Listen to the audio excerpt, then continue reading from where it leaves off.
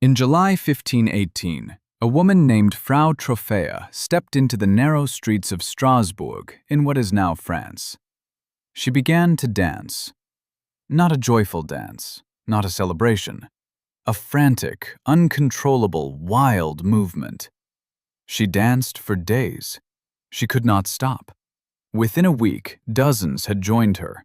Within a month, over 400 people were dancing, some to their deaths. No music played. No one knew why. And to this day, no one has a complete explanation. This is the story of the Dancing Plague of 1518. Strasbourg in 1518 was a city under stress. Famine had struck the year before. Disease was common. The poor were desperate. When Frau Trophea began dancing, her neighbors first thought she was possessed. They tried to calm her. They failed. By the fourth day, 34 people were dancing alongside her. By the end of the first week, over 100. City officials were terrified. They made a terrible decision. They believed the dancers needed more music, more dancing, to sweat out whatever sickness had infected them. They hired musicians. They built a stage. They made the dancing worse. The dancers did not stop for food, for water, for rest. Some danced until their feet bled. Some collapsed from exhaustion. Some had heart attacks and died. Historical records describe them writhing, twitching, screaming. Their faces showed agony, not joy. Physicians of the time blamed hot blood, a dangerous excess of heat in the body. Others called it a curse from Saint Vitus, the patron saint of dancers. The city council, desperate, banned all music and dancing. They even sent the afflicted to a nearby shrine to pray for healing. Nothing worked. So what actually caused the dancing plague? Modern scientists have several theories. One theory is mass psychogenic illness, also called mass hysteria. When people see others behaving strangely, their brains can unconsciously mimic the behavior, especially under extreme stress.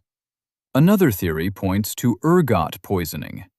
Ergot is a fungus that grows on rye bread, a common food in 1518. Ergot can cause convulsions, hallucinations, and spasms. It has been linked to other strange outbreaks in history, including the Salem witch trials. A third theory suggests a combination of both: stressed, malnourished people eating contaminated bread, triggering a psychological epidemic. But no one knows for certain.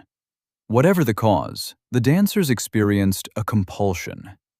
Compulsion, an irresistible urge to behave in a certain way, often against one's will.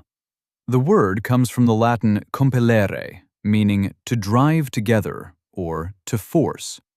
The dancers were compelled to move. Their bodies acted without their permission. Say it with me. Compulsion. 3 syllables, stress on the second. Example: the dancers felt a strange compulsion to move, even as their feet bled. The dancing continued for months.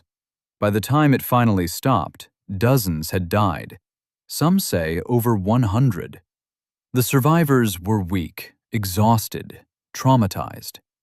The city of Strasbourg eventually recovered, but the memory of that strange summer never faded.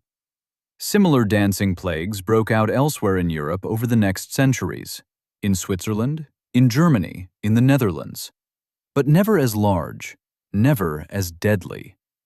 The dancing plague of 1518 reminds us that the human mind is fragile.